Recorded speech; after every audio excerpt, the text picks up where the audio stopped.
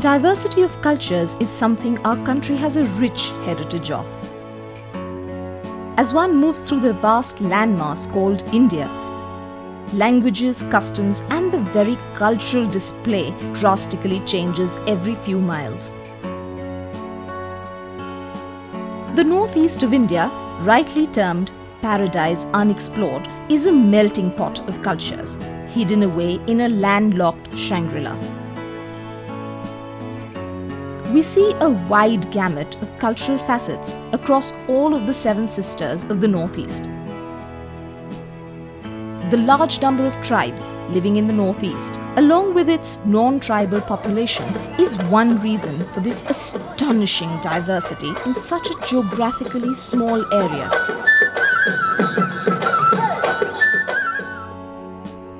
And what better way to explore this rich culture than to attend weddings and delve into the little nuances of tradition.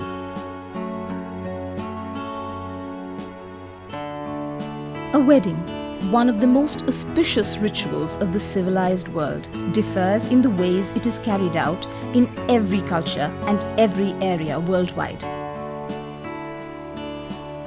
In the gateway to the northeast, Guwahati, a typical urban Brahmin family gets ready to bid farewell to a daughter of the family.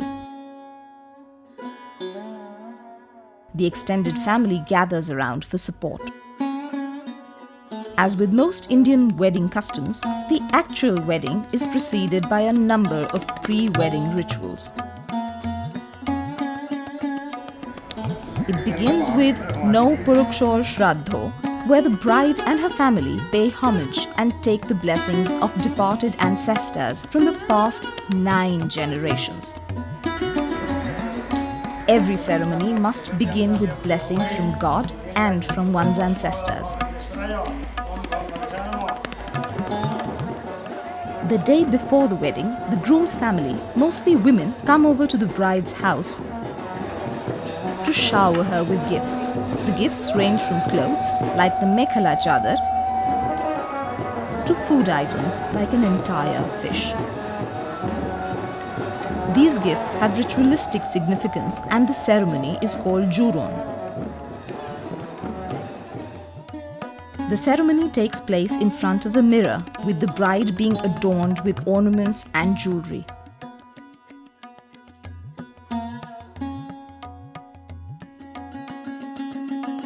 It is the morning of the wedding day and the bride gets ready for a ritual bath called the Nuoni. Before Nuoni, water has to be collected from a holy source for the bath in a ritual called Pani Tola. The women folk of the family set off to a nearby temple pond for this ritual. With the ceremonial chants called Uruli, the air around is made auspicious as the ritual is carried out.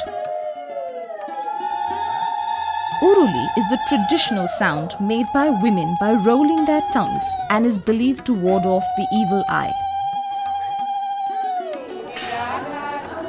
After the Pani Tola, the women head back to the wedding venue with traditional wedding songs called Biyanams being sung in harmony by the older women folk.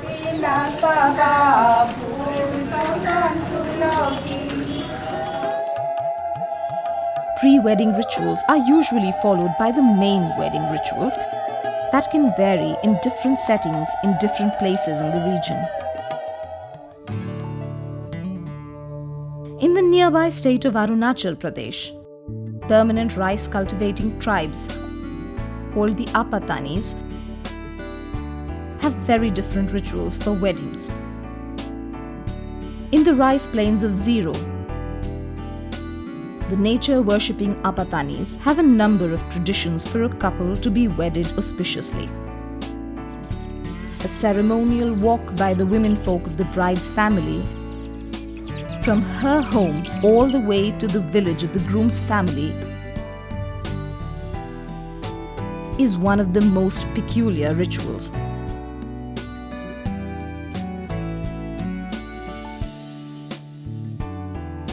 In the beginning, the couple starts living with each other without any ceremony or ritual whatsoever.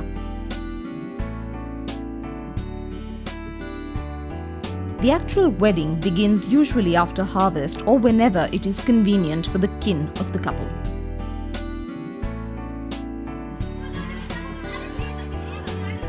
The groom's family negotiates with the bride's family for a bride price.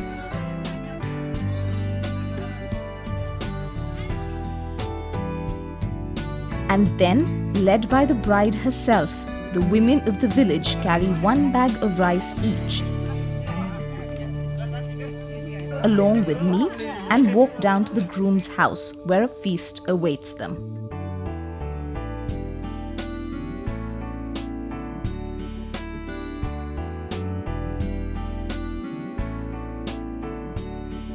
Animal sacrifices are a common trait in tribal marriages, and the Apatanis are no different.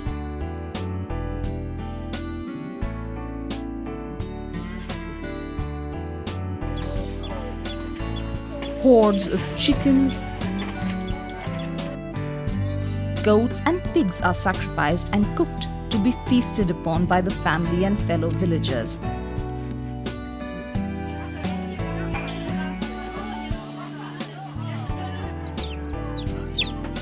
A shamanic priest supervises the rituals of marriage after the feasting.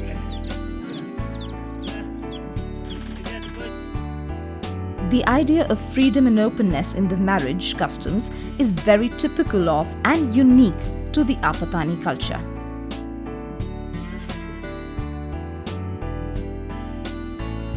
Christian majority states of Mizoram and Nagaland mostly have typically Christian weddings in churches. In states like Manipur, where Hindu religion has perforated into the tribal population, wedding customs seem to be a perfect mix of Aryan Hindu customs and the age-old Meitei traditions.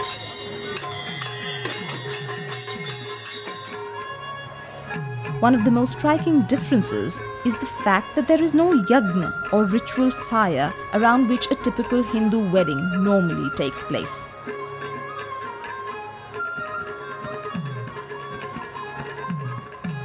In a way similar to the Apatani wedding, the union of a couple might start with them eloping, but negotiations and talks must begin right after. The actual wedding takes place after a number of talks between the families.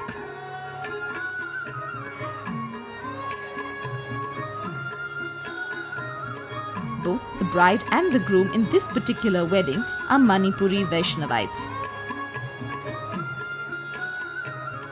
Thus, the rituals are also a combination of more Aryan Hindu rituals as well as the rituals of the Meiteis. The morning of the wedding sees the bride prepare the Varmala for her groom, which is a very important ritual of the wedding day. As lunchtime approaches, the womenfolk from the bride's family leave for the groom's house, where they decorate the bedroom of the bride and the groom.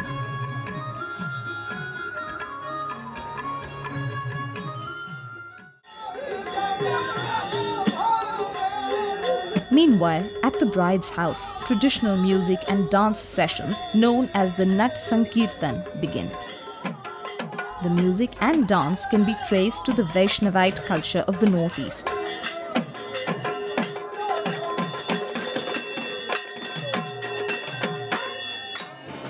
The groom waits for his bride to come to the mandap while the priest reads out a combination of Hindu and Meitei chants. After a couple of tiring hours of ritualistic chants, the bride gracefully walks in, dressed beautifully in a potloi, which is the traditional Meitei dress. The respective families gift the ethnic clothes worn by the bride and the groom to them, and it holds great significance in the wedding ceremony. The Meitei groom takes away the bride and she is allowed to come back to her maiden home again on the 5th day after the wedding, when another ritual takes place. Their rituals display an interesting trait of being Aryan Hindu, yet having a lot of characteristics of the indigenous religions and nature-worshipping aspects of the Meitei.